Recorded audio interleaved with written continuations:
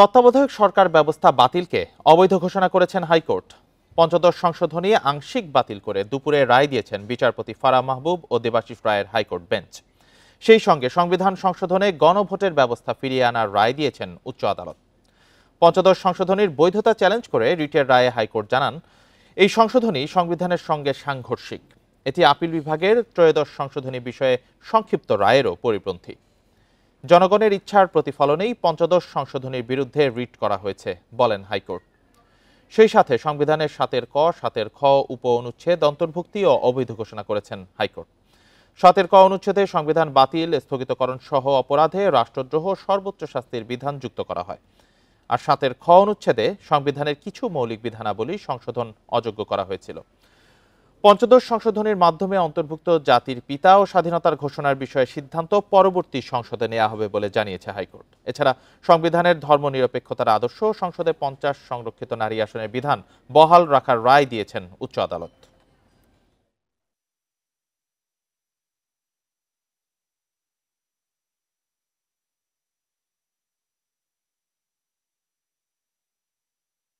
গণতান্ত্রিক ব্যবস্থা ফিরে আসলো এটা বলা যাবে না।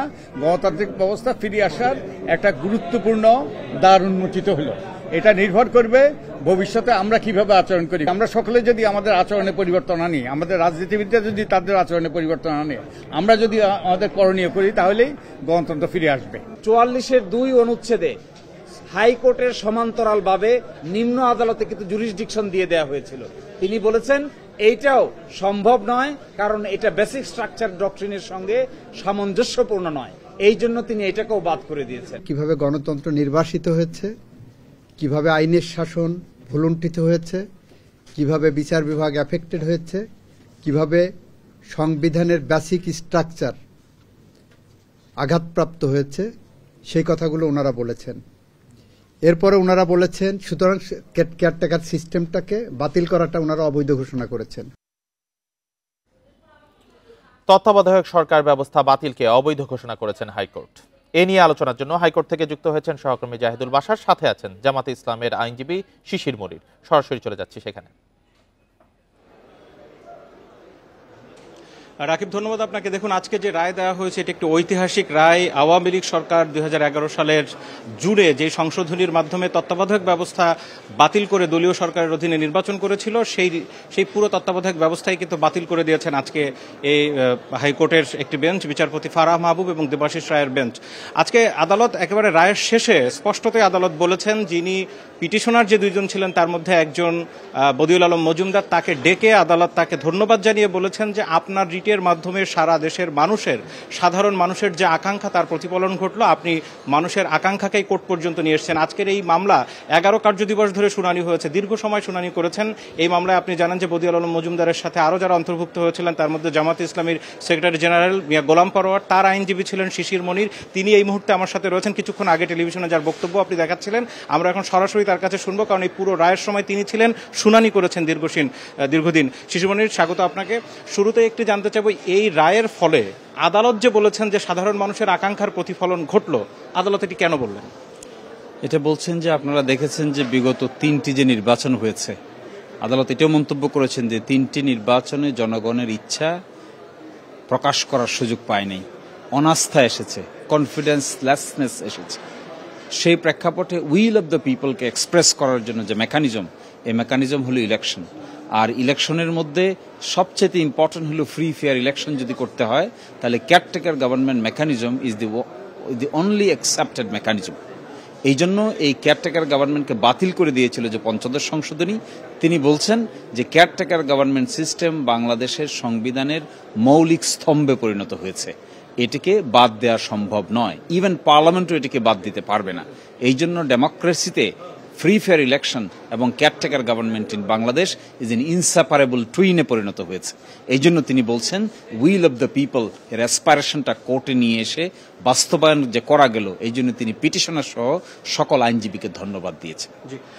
এখানের যে 2 জন পিটিশনার ছিলেন তার মধ্যে বদিউল আলম মজুমদার, যিনি বলেছেন তিনি পুরো পঞ্চদশ সংশোধনীকেই চ্যালেঞ্জ করেছিলেন, কিন্তু আদালত আমরা দেখলাম যে 5টি বিষয়ে আদালত মতামত দিয়েছেন, অর্থাৎ 5টি বিষয় অবৈধ ঘোষণা করেছেন। 54টির মতো বিষয় এসছে এখানে, অনেকগুলো, বাকি প্রায় 49-50টি রয়ে গেল। সব মিলে একটু জানাবেন যে কোন বিষয়গুলো আদালত গুরুত্ব দিলেন, কেন দিলেন, বাকিগুলো কেন সংসদের উপরে ছেড়ে দিলেন? সব বিষয় কিন্তু একই ধরনের গুরুত্ব বহন করেনি পঞ্চদশ সংশোধনের উপরে। মৌলিক প্রশ্নগুলো কি ছিল? মৌলিক প্রশ্নগুলো ছিল যে তত্ত্বাবধায়ক ব্যবস্থা যে বাতিল করেছে সেটা আদালত কি করবে, সেই প্রশ্নে আদালত বলেছেন বাতিল যে করেছে এটি অসাংবিধানিক হয়েছে। দ্বিতীয়ত বলেছেন যে সংবিধানের রেফারেন্ডাম তুলে দেওয়া হয়েছিল, গণভোটের বিধান, সেটিকে বলছেন যে গণভোটের বিধানটাকে যে বাতিল করে দেওয়া হয়েছে এটাও অসাংবিধানিক হয়েছে এবং এটা রেস্টোরড হবে। এবং বলেছেন যে সংবিধানের আর্টিকেল 44 আর্টিকেলের সাব আর্টিকেল 2-তে স্পষ্ট করে বলে দেওয়া ছিল যে হাইকোর্টের কিছু পাওয়ার সরকার চাইলে নিম্ন আদালতকে ডেলিগেট করে দিতে পারবে।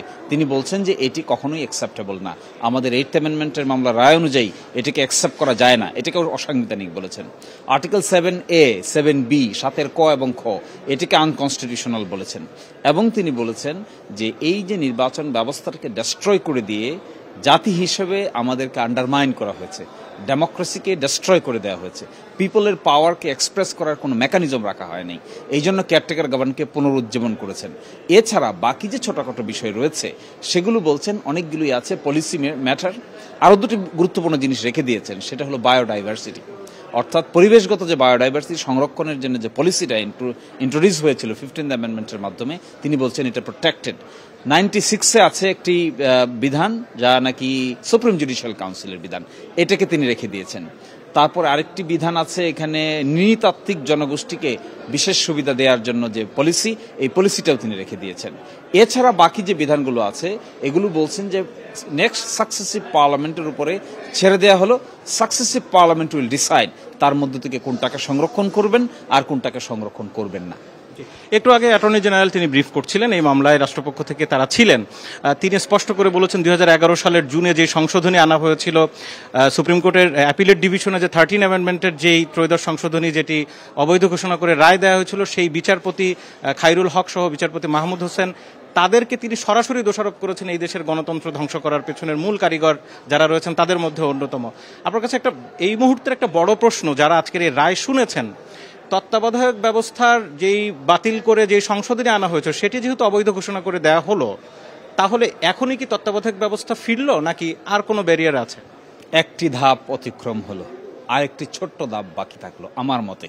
এই জন্য কারণ তত্ত্বাবধায়ক ব্যবস্থাটা যে তখনকার সংসদ বাতিল করেছিল, ওনারা একটা রায়ের দোহাই দিয়েছিলেন, সেই রায়টা সুপ্রিম কোর্ট কর্তৃক পাবলিশ হয়েছিল স্লিম মেজরিটিতে, 4 জন এক পক্ষে ছিলেন, 3 জন আরেক পক্ষে ছিলেন। সেই রায়টার বিরুদ্ধে 3টা রিভিউ পিটিশন ফাইল করা আছে, এগুলো শুনানির জন্য 17ই জানুয়ারিতে আসার কথা। ফলে ওই যে রায় অংশটুকু রেখে পরিপূর্ণভাবে ফেরত এসেছে, এই আর্গুমেন্ট করাটা কিছুটা ডিফিকাল্ট। এই জন্য আমার মনে হয় বড় ধাপ অতিক্রান্ত হয়েছে, ছোট ধাপ অচিরেই অতিক্রান্ত হবে। এখানে অনেকগুলো বিষয়ের ভিতরে আরেকটি ছিল যে জাতির পিতা হিসাবে শেখ মুজিবুর রহমানকে যে সংবিধানে স্বীকৃতি দিয়ে অন্তর্ভুক্ত করার একটি বিষয়, সবাইকে বাঙালি জাতীয়তাবাদের আওতায় আনায়। তাহলে এই বিষয়গুলো যেহেতু আজকে রায়ের মধ্যে আসেনি, আদালত এগুলো তো টাচ করেননি, তার মানে এগুলোর পরবর্তী সংসদ সিদ্ধান্ত নেবেন এগুলো থাকবে কি, বা এই ব্যাপারে কি সিদ্ধান্ত নেওয়া যায়, তাই তো? জাতির পিতা হিসেবে ছিল না, এখানে ছিল 4-এর কতে যে কার কার ছবি টাঙানো হবে। এই ছবির মধ্যে একটা অংশ ছিল জাতির পিতা সহ অন্যান্যদের ছবি টাঙানো হবে বিভিন্ন অফিসে, বিভিন্ন আদালতে। এই অংশগুলো সহ ধর্মনিরপেক্ষতা থাকবে কিনা, absolute faith and trust in the almighty Allah হবে কিনা, সোশ্যালিজম থাকবে কিনা, ন্যাশনালিজম থাকবে কিনা, এই পলিসিগুলো তিনি, এবং 70 অনুচ্ছেদ থাকবে কিনা, এগুলো তিনি বলেছেন যে পরবর্তী যে ইলেক্টেড সাকসেসিভ পার্লামেন্ট হবে, যে সাকসেসিভ পার্লামেন্ট ডিসাইড করবে এই পলিসি ইস্যুগুলো কি ডিসিশন নেবে। 24-এর যে গণ অভ্যুত্থান হলো এই বিষয়টি আদালত খানিকটা টাচ করেছেন, তিনি বলেছেন, কি বলেছেন একটু জানবো।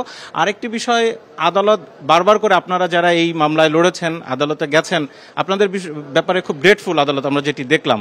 মানে সব মিলিয়ে আদালত এই রায়টি খুব দ্রুত সময়ের মধ্যে দিলেন, এটা কি কোনো তাৎপর্য বহন করে? এটা অনেক তাৎপর্য বহন করে, কারণ এটা একটা ম্যাসিভ কনস্টিটিউশনাল চেঞ্জ। বাংলাদেশের ইতিহাসে এত বড় সংশোধনী আর একটিও হয়নি। সংশোধনী নিয়ে এত বড় মামলা আর অতীতে কোনো দিন হয়নি। ফলে এটা একটা ম্যাসিভ ডিস্ট্রাকশন হয়েছিল 15th অ্যামেন্ডমেন্টের মাধ্যমে, কর্তৃত্ববাদ প্রতিষ্ঠা হয়েছে, ডেমোক্রেসি বিদায় নিয়েছিল।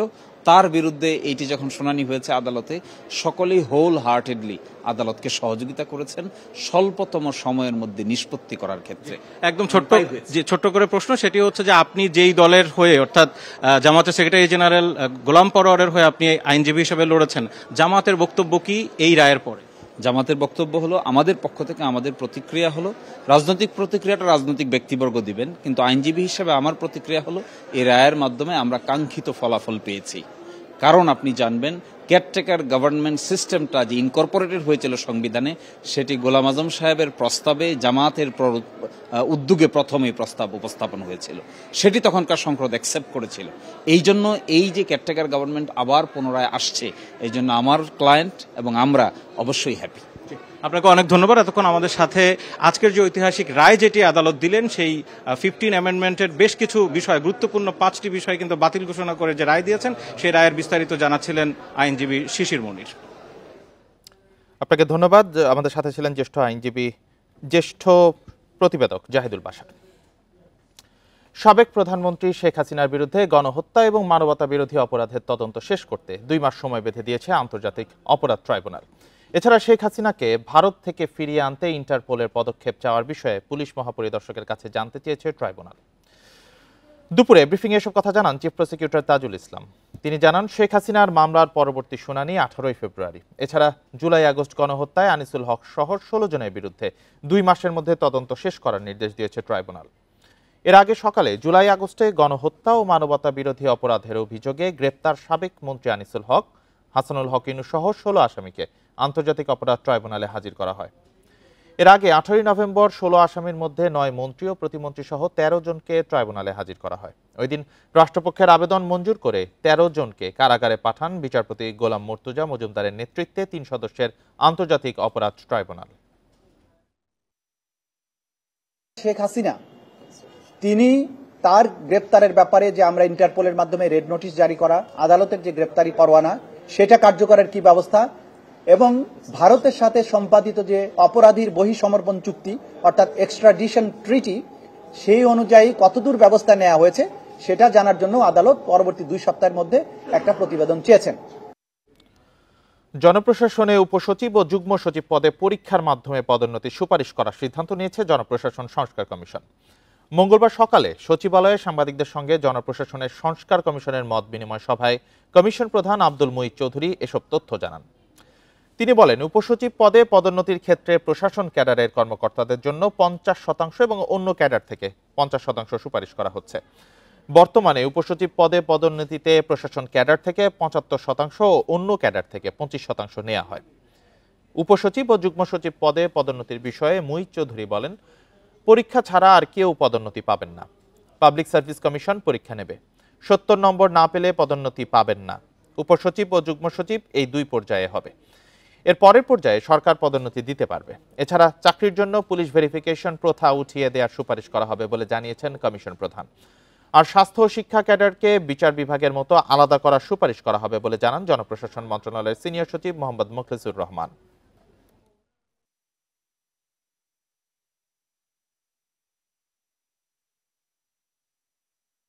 পরীক্ষার মাধ্যমে হবে, একই পরীক্ষা হবে, কিন্তু বিসিএস ক্যাডারের তার রিজার্ভেশন আছে, কিন্তু ইন্টারসি সিনিয়রিটিতে কাস্টমস ক্যাডারের বা ইনকাম ট্যাক্সের একজন যদি ফার্স্ট হয় পরীক্ষায়, তাইলে সে ওই ডেপুটি সেক্রেটারি হিসেবে ফার্স্ট থাকবে। জয়েন্ট সেক্রেটারি পর্যন্ত সংসদ নির্বাচনের প্রস্তুতি শুরু করেছে নির্বাচন কমিশন। সরকার যখন চাইবে তখনই ভোটের আয়োজন করতে প্রস্তুত ইসি জানিয়েছেন প্রধান নির্বাচন কমিশনার এম নাসির উদ্দিন। দুপুরে আগারগাঁও নির্বাচন ভবনে সিইসি বলেন, স্থানীয় সরকার নির্বাচনের জন্য ইসি এখনো চিন্তা করছে না। এছাড়াও আওয়ামী লীগের নির্বাচনে অংশগ্রহণ বিষয়ে এখনো কোনো সিদ্ধান্ত হয়নি।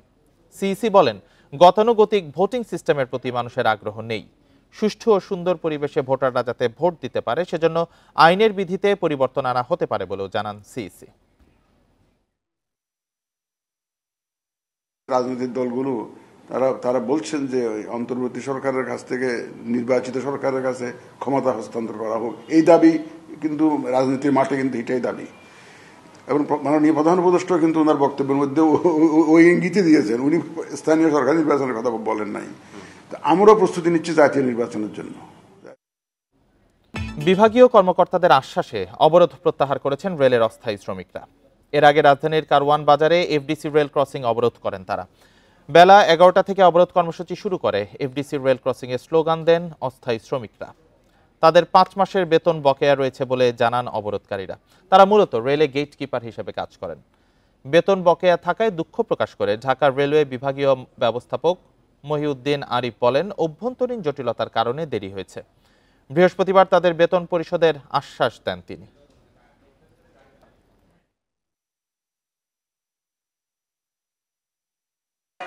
পাঁচ বছর যাবত আমরা আন্দোলন করে আসছি, আমাদের চাকরি স্থায়ী করে দেন।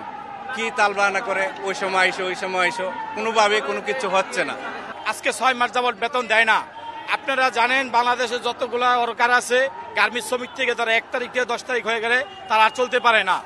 আমরা 6 মাস কিভাবে চলবো? যারা এখন কথা বলছেন তারা হচ্ছে প্রকৌশল বিভাগের যারা গেট কিপার তারা, কিন্তু অন্যান্য আমাদের যে সমস্ত গেট কিপার আছে তাদের সে কাছে ওখানে কোনো জটিলতা নেই, তাদের বেতনগুলো নিয়মিতভাবে ওনারা পাচ্ছেন। শুধু এই একটা ইউনিটের আমাদের বেতন একটু প্রক্রিয়াগত জটিলতার কারণে ডিলে হয়েছে। সেটার 15 বছর পর বিডিআর হত্যাকাণ্ড পুনঃতদন্ত হচ্ছে। এই ঘটনা তদন্তে 5 কর্মদিবসের মধ্যে কমিটি গঠন করা হবে বলে জানিয়েছেন স্বরাষ্ট্র উপদেষ্টা অবসরপ্রাপ্ত লেফটেন্যান্ট জেনারেল মোহাম্মদ জাহাঙ্গীর আলম চৌধুরী। সকালে সচিবালয়ে এক সংবাদ সম্মেলনে তিনি এসব কথা জানান। স্বরাষ্ট্র উপদেষ্টা জানান, কমিটির সদস্য হবেন 5 থেকে 9 জন। কমিটিতে অবসরপ্রাপ্ত বিচারপতি, সাবেক পুলিশ কর্মকর্তা সহ সশস্ত্র বাহিনীর সদস্যরা থাকবেন। কমিটিতে সশস্ত্র বাহিনীর সদস্য বেশি থাকতে পারে বলেও জানান তিনি। বলেন, প্রয়োজনে এই জন্য একটি কমিশনও হতে পারে। স্বরাষ্ট্র উপদেষ্টা বলেন, বিডিআর হত্যা মামলার ন্যায় বিচারে সরকার বদ্ধপরিকর। রোববার বিডিআর হত্যাকাণ্ডে 2টি মামলা বিচারাধীন থাকায় স্বাধীন তদন্ত কমিটি করা সম্ভব না বলে হাইকোর্টকে জানায় স্বরাষ্ট্র মন্ত্রণালয়। পিলখানায় বিডিআর সদর দপ্তরে 2009 সালের 25 ও 26 ফেব্রুয়ারি বিদ্রোহে 57 জন সেনা কর্মকর্তা সহ 74 জন নিহত হন।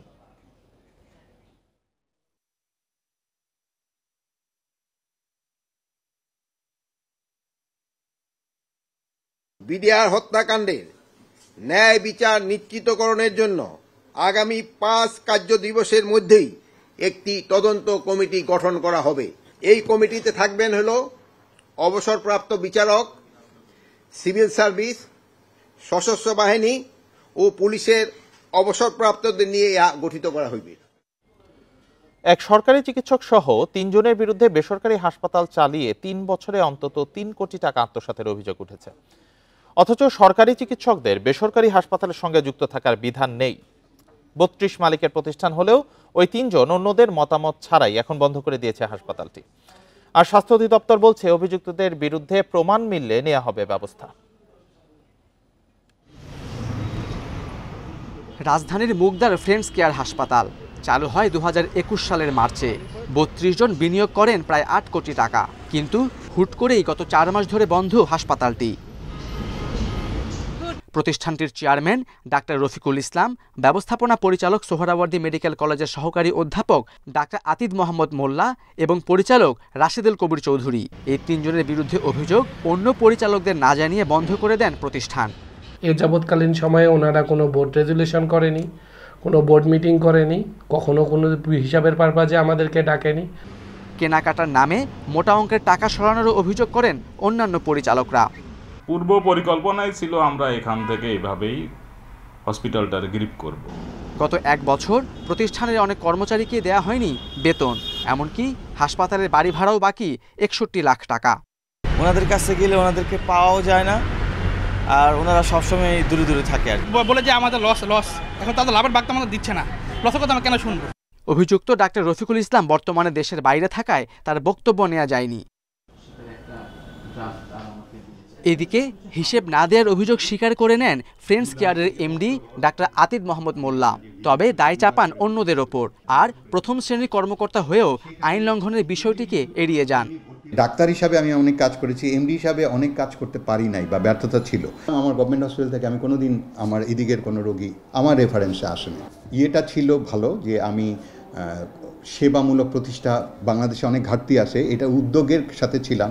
আমিও ওনাদের মতো একজন পরিচালক ছিলাম, ওনাদের মতো আমিও একজন সাফারার। স্বাস্থ্য অধিদপ্তর বলছে, প্রথম ও দ্বিতীয় শ্রেণীর কর্মকর্তাদের ব্যবসায় বিনিয়োগের সুযোগ নেই। এই ব্যত্যয়ের ব্যাপারে যদি কর্তৃপক্ষের কাছে কোনো অভিযোগ উত্থাপিত হয় সে ব্যাপারে অভিযোগের আলোকে আমরা বিধি অনুযায়ী প্রয়োজনীয় ব্যবস্থা গ্রহণ করব। এরই মধ্যে এ বিষয়ে স্বাস্থ্য অধিদপ্তরে লিখিত অভিযোগ দিয়েছেন হাসপাতালের পরিচালকরা। Khaled Raihan, independent news, Dhaka. Rajshahi rail gate এলাকায় 3 হুইলার ও বাস শ্রমিকদের মধ্যে সংঘর্ষের ঘটনা ঘটেছে। এতে অন্তত 15 জন আহত হয়েছেন। পুলিশ জানায়, পূর্ব শত্রুতার জেরে গতকাল দুপুরে তানোরে দুটি বাসের চালক ও সহকারীকে মারধর করে 3 হুইলার শ্রমিকরা। এর জেরে সকালে রেলগেট এলাকায় সিএনজি স্টেশনে 3 হুইলার শ্রমিকদের মারধর করা হয়। এ সময় অন্তত 20টি 3 হুইলার ভাঙচুর করা হয়। এই ঘটনার জেরে সকাল 8টা থেকে বন্ধ থাকে যান চলাচল। পরে প্রশাসনের সাথে বৈঠকের পর দুপুর 1:45টার দিকে যান চলাচল স্বাভাবিক হয়।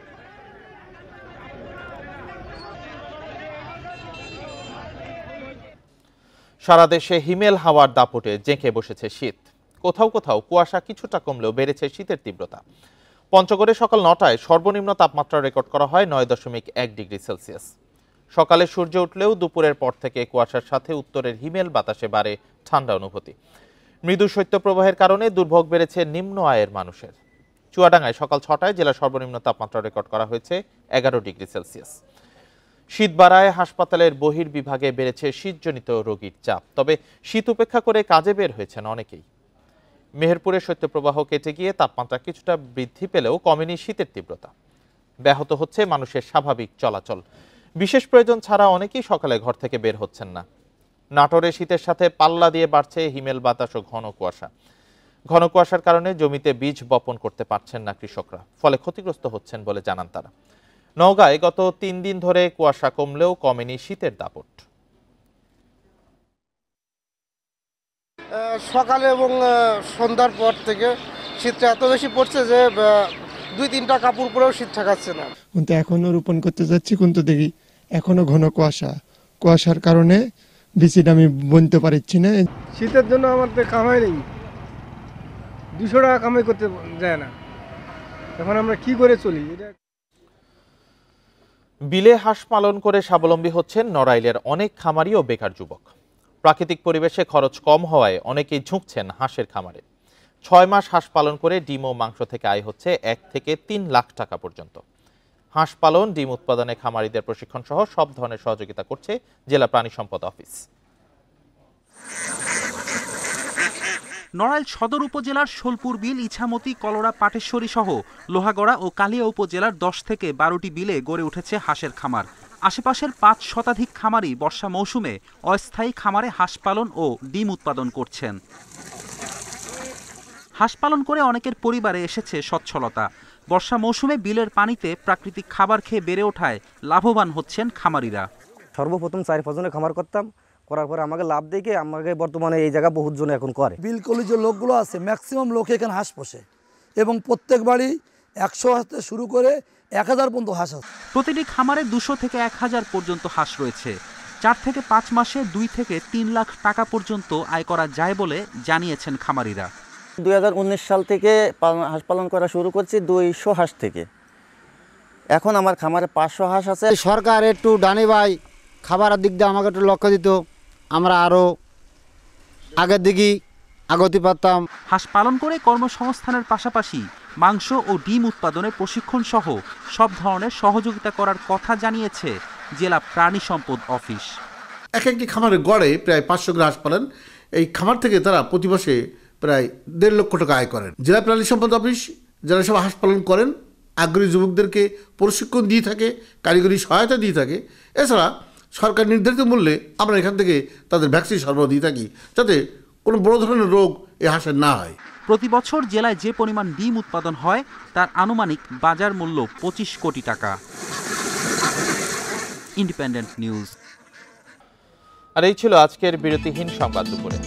ইন্ডিপেন্ডেন্ট টেলিভিশনের সব খবর আরো বিস্তারিত জানতে চোখ রাখুন ফেসবুক, ইউটিউব, এক্সে। এতক্ষণ যারা সাথে ছিলেন সবাইকে ধন্যবাদ। আমন্ত্রণ।